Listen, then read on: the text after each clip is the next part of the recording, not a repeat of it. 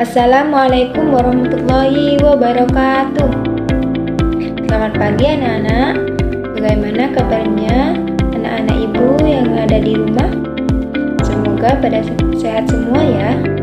Nah, kali ini ibu akan membawakan materi mengenai tahapan siklus air serta dampak siklus air pada kelangsungan makhluk hidup. Ibu mohon kepada anak-anak ibu di rumah simak video dari pembelajaran ibu kali ini. Nah, kali ini kita akan membahas mengenai yaitu materi kelas 5, tema 8, lingkungan sahabat kita. Subtema 1, manusia dan lingkungan, serta muatan pelajaran ilmu pengetahuan alam.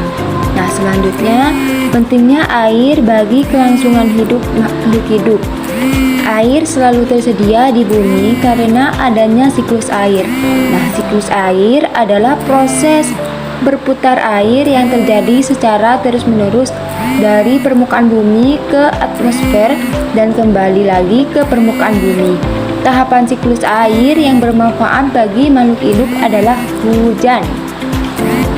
Nah, selanjutnya anak-anak yaitu contoh pemanfaatan air oleh makhluk hidup. Nah, di sini ada air hujan yang meresap ke dalam tanah akan disimpan sebagai cadangan air bagi makhluk hidup.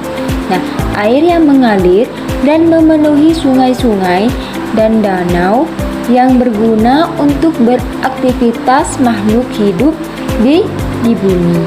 Itu contoh dari pemanfaatan air. Contoh selanjutnya yaitu air di dalam tanah akan diserap oleh tumbuhan untuk proses fotosintesis. Nah, air menjaga kelembapan, suhu, dan iklim di bumi. Itu adalah contoh dari pemanfaatan siklus air.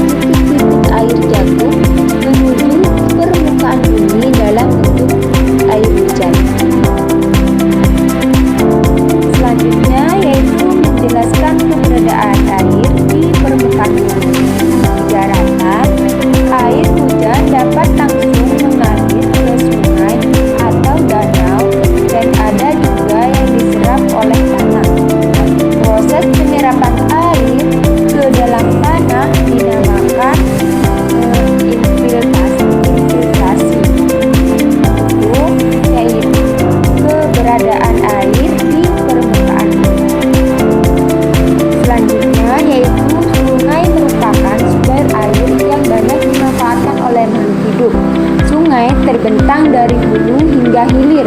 Hulu merupakan bagian awal terbentuknya sungai. Hulu sungai berasal dari wilayah pegunungan.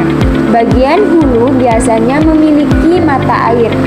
Hilir merupakan bagian akhir sungai yang terletak berdekatan dengan laut.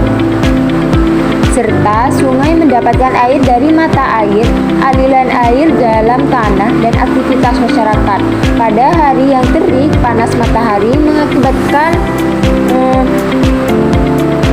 air sungai menguap. Hal ini berdampak pada berkurangnya persediaan air di sungai.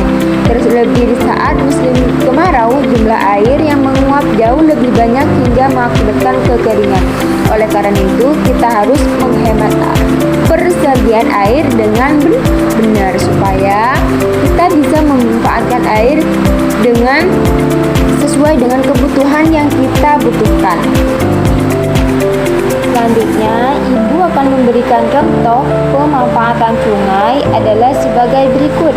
Yang pertama yaitu sebagai sarana transportasi air. Yang kedua, pengairan sawah. Dan yang terakhir yaitu media tambak ikan dan udang. Itu adalah contoh